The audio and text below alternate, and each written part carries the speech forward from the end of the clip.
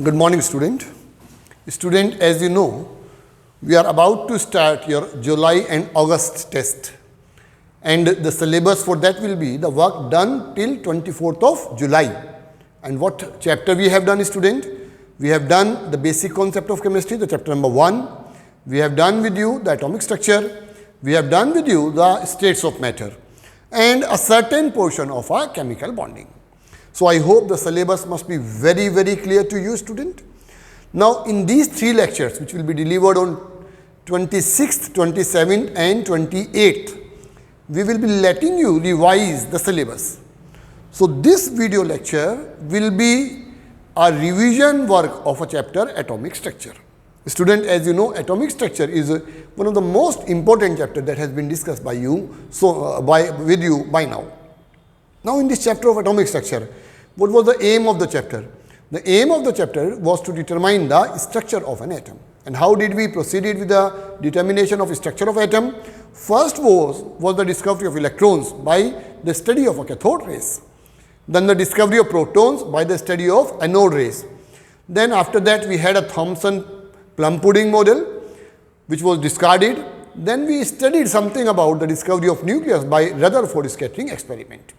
And in the Rutherford scattering experiment, we come to the conclusion that atom has a centrally located nucleus where the protons and the neutrons are present, around which electrons are describing a motion in the circular path of a definite energy. And only those circular paths were possible whose angular momentum was quantized. MVR was equal to NH upon 2 pi. An electron will gain energy when it jumps from the lower orbit to the higher orbit. When it falls from the higher orbit to the lower orbit, it will lose energy. Before that, student, I told you that there were 2 objections against the Rutherford atomic model. One was that it fails to explain the stability of an atom, and second was that the spectrum obtained in the case of a hydrogen should have been the continuous spectrum, but instead of that, discontinuous line spectrum was obtained. In the meantime, to explain the various terms, we studied the term electromagnetic radiations, where we described the motion or a wave motion, in which we studied certain formulas. One formula was that of a frequency. So frequency was given by the relationship C upon lambda. Here I have written all the formulas used in the chapter, almost all the formulas used in the chapter to solve the various problems in the chapter of atomic structure.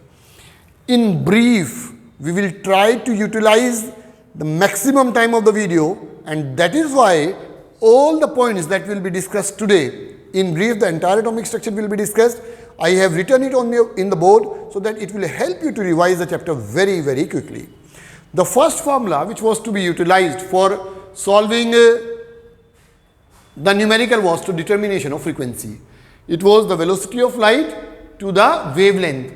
C was the velocity of electrons over here or light, and this was a wavelength. Am I clear or not? And mu over here was the frequency of radiation.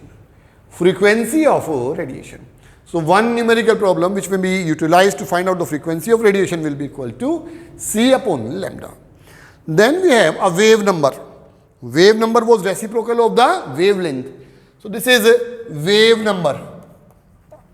Wave number was reciprocal of the wavelength, and the time for revolution was inversely proportional to was equal to 1 upon frequency.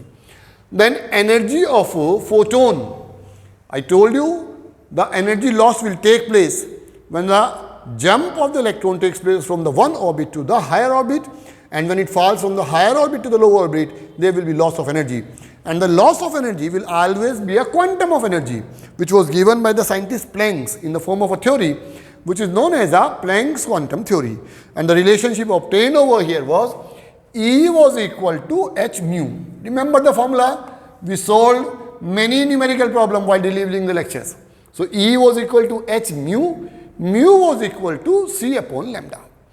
This h was a constant, and this constant value is 6.626 into 10 raised to the minus 34 joule second, or we may say 6.626 into 10 raised to power minus 27 erg second. Erg second. Is it clear? So how do we find out the energy of photon? E will be equal to h mu. Loss of energy occurs in the form of a definite amount of energy which was quantum, and hence E was equal to h mu, where h is a constant and this constant was known as a Planck's constant. What do we call this constant? It is called the Planck's constant. And what is the value? 6.626 into 10 raised to power minus 34, or 6.626 into 10 raised to power minus 27 Planck's constant. Now, Bohr made postulates and gave the Bohr's atomic model, according to which atom has a nucleus where the protons and neutrons are present. Electrons are describing the motion in the circular path, which were having a definite energy. Now, Rutherford atomic model fails to explain the line spectrum of the hydrogen atom. Bohr interpreted the hydrogen spectrum and gave the formula to find out the wavelength of various lines, and that was 1 upon lambda will be equal to r into z square into 1 upon n1 square minus 1 upon n2 square. I hope you must be recollecting the formulas. 1 upon lambda will be equal to r into z square into 1 upon n1 square minus 1 upon n2 square, where r is a constant and is known as a Rydberg's constant. So this r over here is a Rydberg's constant. Am I clear? This is a constant which is known as a Rydberg's constant. What will be the value of r? 109678 centimeter. What is z? Z is an atomic number.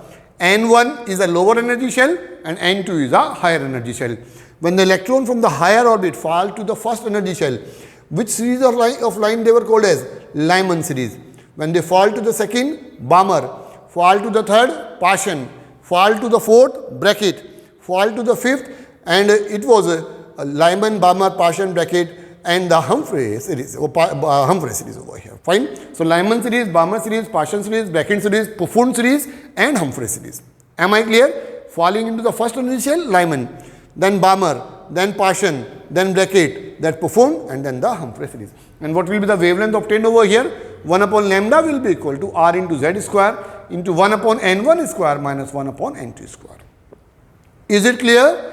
So frequency C upon lambda, then energy E is equal to h mu, and wavelength of the line radiations of a hydrogen spectrum, 1 upon lambda will be equal to r into z square into 1 upon n1 square minus 1 upon n2 square.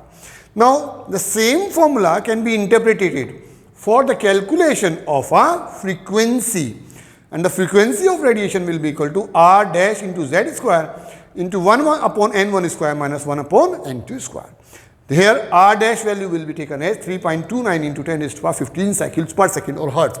So if this formula is written in terms of calculation of frequency, you may go with this formula.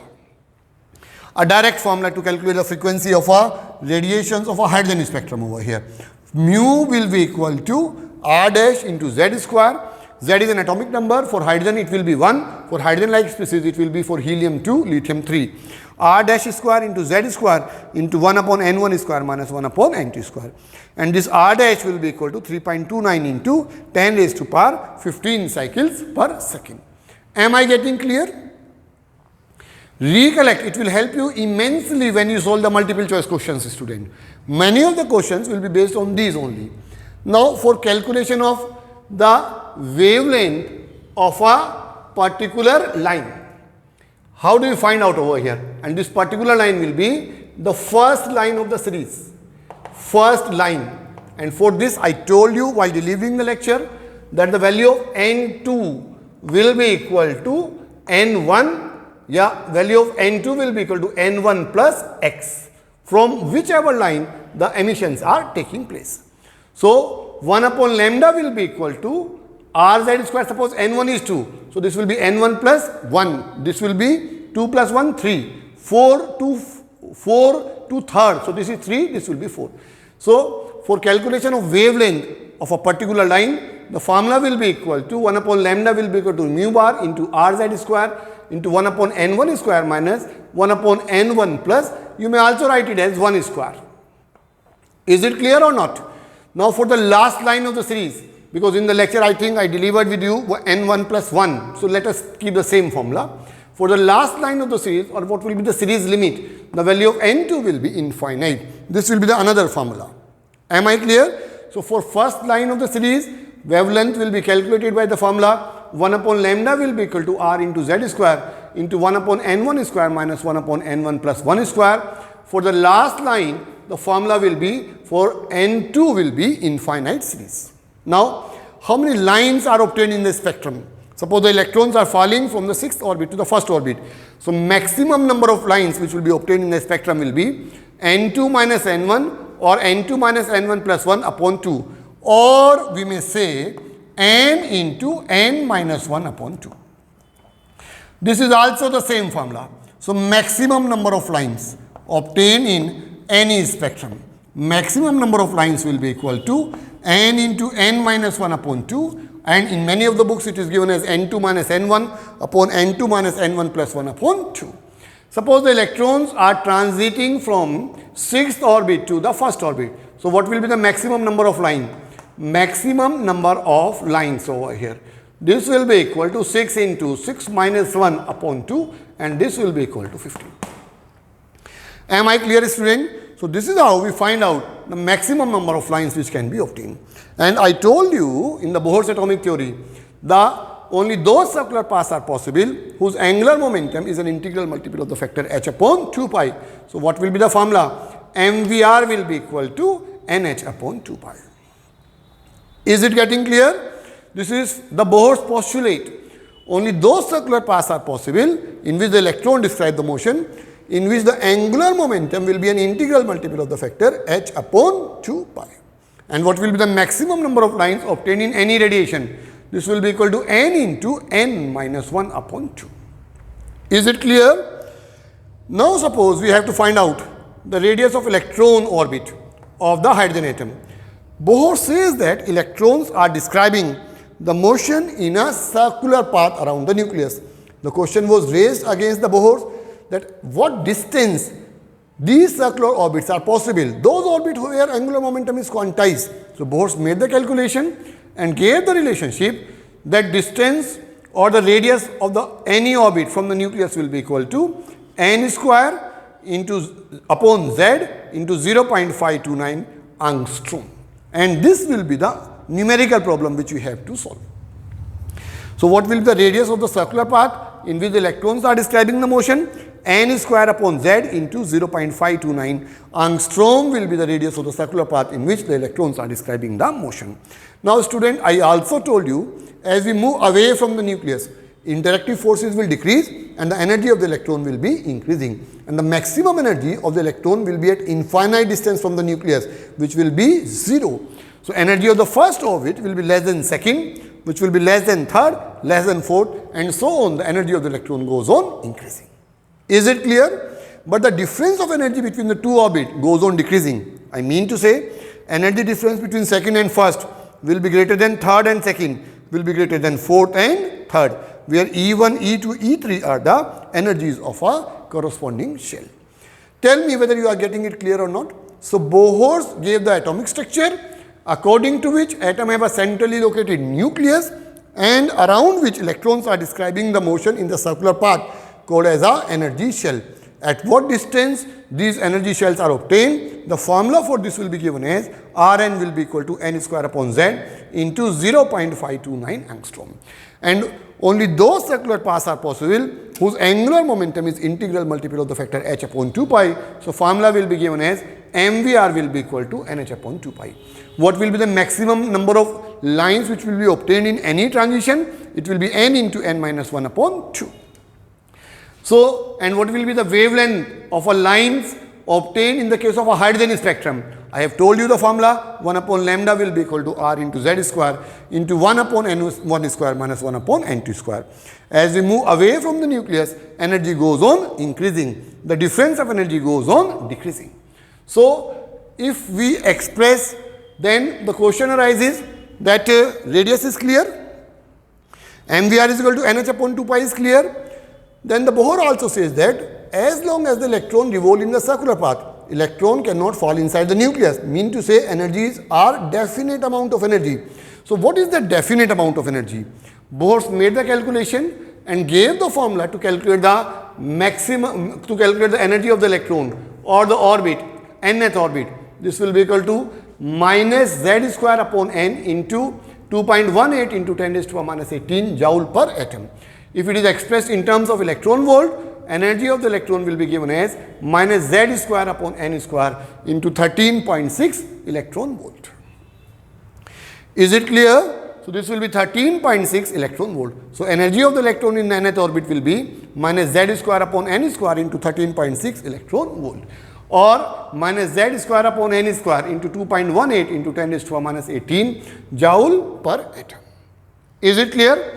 If we want to find out the velocity of electron in the particular shell, what is the formula? V will be equal to z upon n into 2.188 into 10 raised to power 8 centimeter per second. Tell me, students, whether I am getting it clear for you or not. So what will be the velocity of the electron revolving around the nucleus? Atomic number upon number of orbit into 2.188 into 10 raised to power 8 centimeter per second. Z is atomic number. For hydrogen it will be 1, helium ion 2, lithium ion 3. Is it clear? So these are the various formula which were given by the Bohrs and help us in calculating the various numerical problem. I hope you must have been understanding this. We'll now discuss with you the other formulas which are being discussed with you in the virtual videos. Now, how to find out the energy? The formula has been discussed with you. The formula was minus z square upon n square into 2.18 into 10 raised to the power minus 18, or minus z square upon n square into 13.6 electron volt. Now, the energy of the experienced by the electron in an orbit can be kinetic, can be potential. The sum of that will be called as the total energy. Student, the potential energy of electron in particular shell is given by the formula minus z e square upon r. Kinetic energy of the electron is given by the formula z e square upon 2r. And the total energy of the electron will be equal to minus z e square upon 2r. Am I clear? So what is the kinetic potential energy? Minus z square upon r. Kinetic energy z square upon 2r. Total energy of the electron minus z square upon 2r. Then we have orbital frequency. Orbital frequency means number of revolutions per second in a shell. This will be equal to velocity of the electron upon circumference. One numerical problem I solved for you on this concept, and that was V upon 2 pi r. So how many revolutions the electron makes around the nucleus in the circular part? It will be equal to V upon 2 pi r. So number of revolutions per second in the shell will be equal to V upon 2 pi r. Am I clear?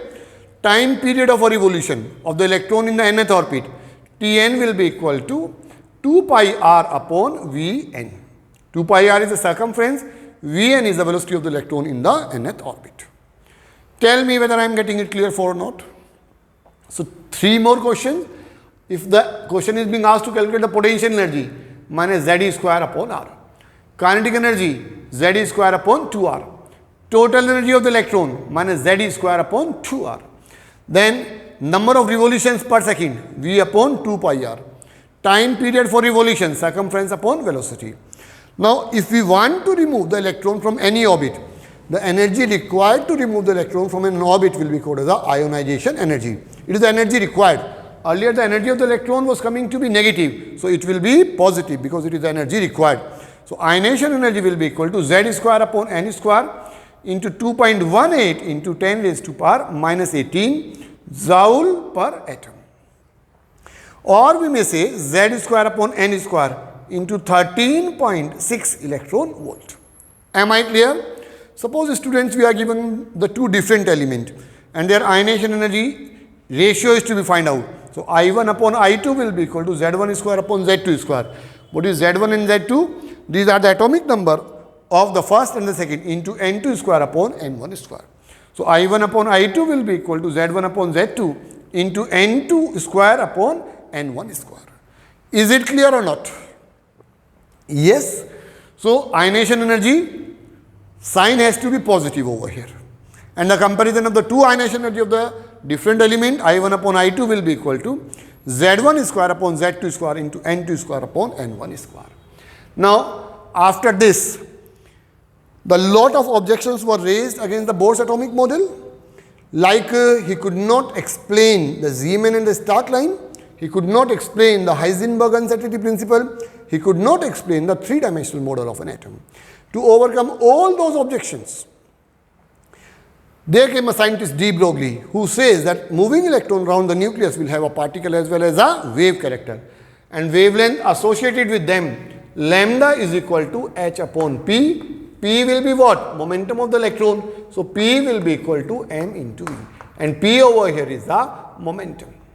Am I clear? So this is the de Broglie equation which consider the particle as well as the wave nature of a moving electron around the nucleus. Or we may say lambda will be equal to h upon under root of 2 What is E? E is the kinetic energy of the electron. M is the mass of the electron. Similarly, if a particle of a charge q is accelerated by the potential V, this energy will be QV. So formula will be lambda will be equal to h upon under root of 2qVm. Tell me whether I am clear or not. Lambda will be equal to h upon under root of 2qVm. What is Q? Charge on the particle. V, the potential. So if the electron of a charge q is accelerated by the potential V, wavelength associated with the electron will be equal to h upon under root 2 of 2qVm. This q into V is the energy of the electron, or lambda will be equal to h upon under root of 2Em. Tell me, students, whether I am getting it clear for you or not. De Broglie equation will be lambda is equal to h upon p. If the energy is given, the formula will be h upon under root of 2Em. If charge is given, potential is given, lambda will be equal to h upon under root of 2qVm. Then, after all this work was done, and it was almost looking as if the structure of atom is being illustrated, then here comes the scientist Heisenberg, who says that it is impossible to measure simultaneously the exact position and the exact momentum of the body as small as electron, which jolted the entire work done in the chapter of atomic structure.